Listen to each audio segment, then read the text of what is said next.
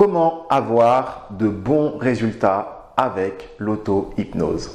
Bonjour à tous, pour ceux qui ne me connaissent pas, je suis Jordan Mézance, le créateur de la chaîne Livre Hypnose et praticien en hypnose européenne sur Tremblay en France. Je reçois mes consultants ici dans mon cabinet pour les aider à lever les blocages mentaux qui les empêchent d'atteindre leur objectif.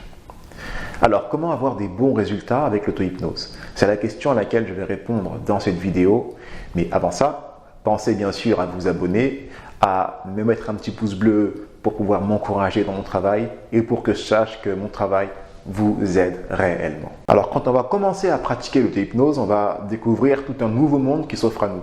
Tout un nouveau monde et surtout plein de possibilités nouvelles qui s'offrent à nous. D'ailleurs, même quand on voit un peu les dépliants des personnes qui enseignent l'auto-hypnose, on voit plein de techniques, on voit plein de possibilités, on se dit « Waouh, c'est trop bien, quand je pourrais faire l'auto-hypnose, je pourrais faire tout ça, je pourrais apprendre telle chose, je pourrais être comme ci, comme ça. » Et c'est tellement beau que parfois c'est dur à croire. Et pourtant, si, quand vous pourrez apprendre à maîtriser l'auto-hypnose, vous serez capable d'apprendre toutes ces choses-là que vous voulez apprendre et à mettre en place des nouveaux comportements. Mais pour ça, il y a des règles à savoir, il y a des choses à faire pour avoir des résultats concrets en auto-hypnose. Et c'est ce qu'on va voir tout de suite.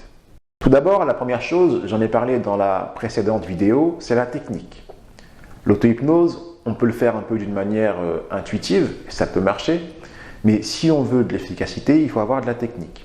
C'est-à-dire comment se mettre en transe, comment faire de la visualisation, comment faire telle chose, telle chose, telle chose. Donc ça, c'est quelque chose que vous devez apprendre, soit en autodidacte, ce qui est tout à fait possible, bien sûr, soit en trouvant un professeur pour apprendre ces techniques. Une fois qu'on a réussi à travailler les techniques, qu'on sait les faire de façon presque automatique, là, on sait qu'on va pouvoir avoir de bons résultats. La seconde chose, c'est de bien maîtriser les bases et d'avoir des bonnes bases aussi. Je me rappelle quand j'ai commencé à apprendre l'auto-hypnose à proprement parler, donc c'était il me semble en 2012, j'ai commencé à apprendre l'auto-hypnose et j'avais lu plein de choses sur l'auto-hypnose, j'avais lu des livres, j'avais lu des choses sur internet, voilà, et j'avais assisté à quelques cours à l'art qui d'ailleurs étaient très bien. Le problème c'est que comme je n'étais pas, comme j'avais plein de sources différentes, j'avais pas réussi à me faire des bases solides et malheureusement j'ai perdu beaucoup de temps dans la pratique et l'apprentissage de l'auto-hypnose. Ça, c'est quelque chose, bien sûr, qu'on peut apprendre facilement et c'est aussi malheureusement quelque chose avec lequel on peut beaucoup se tromper. On peut penser qu'on est en état de transe alors qu'on ne l'est pas. On peut penser que quand on s'endort, on est en état de transe. Et il y a plein d'erreurs qu'on fait comme ça alors qu'en fait, les techniques sont vraiment très simples, mais quand on n'est pas guidé, c'est plus facile de faire des erreurs. Après, bien sûr, moi-même, j'ai commencé comme ça, j'ai fait des erreurs et il m'a fallu du temps et des années pour pouvoir comprendre que c'était des erreurs. Du coup, je n'avais pas de base solide et c'est vraiment quand j'ai recommencé à travailler sur les bases, à questionner mon savoir, que là, j'ai vraiment pu avoir des bons résultats en auto-hypnose. Un autre point important, c'est la régularité.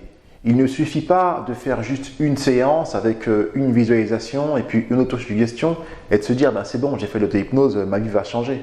Non, sûrement pas. Il faut travailler régulièrement en auto-hypnose. Il y a des moments qui sont plus propices que d'autres, ça j'en parle d'ailleurs dans ma formation. Et il faut vraiment s'entraîner quotidiennement sur l'idée et sur l'image qu'on veut ancrer dans son subconscient. Il n'y a qu'avec la répétition et la régularité qu'on peut réussir à dépasser un comportement qui nous dérange.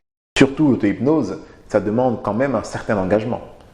Alors bien sûr, quand on va voir un praticien en hypnose, il faut aussi être engagé dans son changement, mais cet engagement doit être 2 fois plus grand, voire même plus, quand on fait de l'auto-hypnose, parce que là, on est vraiment face à nous-mêmes.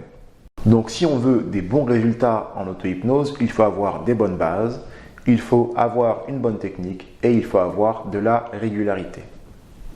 Remarquez aussi que si vous avez de la régularité, mais que vous avez une mauvaise base et des mauvaises techniques, ça ne sert à rien malheureusement.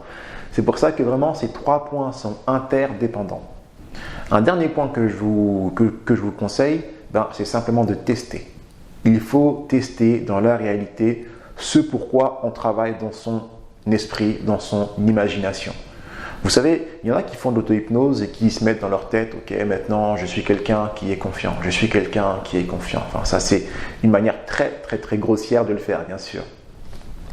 Et qui ne vont jamais aller sur le terrain tester si leur suggestion ou leur visualisation est passée. Ben là, c'est pas bon. Parce que là, vous vous mettez dans votre tête que ça marche alors que vous n'avez pas de résultat concret. Alors qu'au contraire, l'auto-hypnose, c'est quelque chose de très concret. Soit vous avez du résultat, soit vous n'avez pas de résultat. Donc ce qu'il faut, c'est pouvoir tester sur le terrain ce qu'on fait dans son esprit. Une fois qu'on va sur le terrain et qu'on teste la suggestion, on voit ce qui n'est pas passé. On voit si on a été confiant, mais peut-être qu'on a été un peu gêné dans un certain domaine. Donc on va retravailler chez nous à être plus confiant dans ce domaine-là. Vous comprenez un peu l'idée, c'est que à force de faire des tests, de voir un peu ce qui n'a pas été, je peux affiner ma séance, affiner ce dont j'ai besoin pour justement travailler et améliorer le comportement que je veux dans tous les domaines dans lesquels j'ai besoin qu'il soit amélioré. Donc c'est pour ça, ne restez pas juste dans le mental est important, mais soyez aussi dans la réalité, dans l'action et testez tout simplement. Voilà pour cette petite vidéo, j'espère qu'elle vous aura plu. Si c'est le cas, n'hésitez pas à me laisser un pouce. N'hésitez pas également à partager cette vidéo si vous pensez qu'elle peut aider les gens autour de vous. Et bien sûr, ça me fait toujours plaisir d'avoir des commentaires pour savoir si ce que j'ai dit a pu vous toucher et a pu vous plaire. Je vous remercie d'avoir regardé cette vidéo et je vous dis à très bientôt sur Libre Hypnose. Ciao!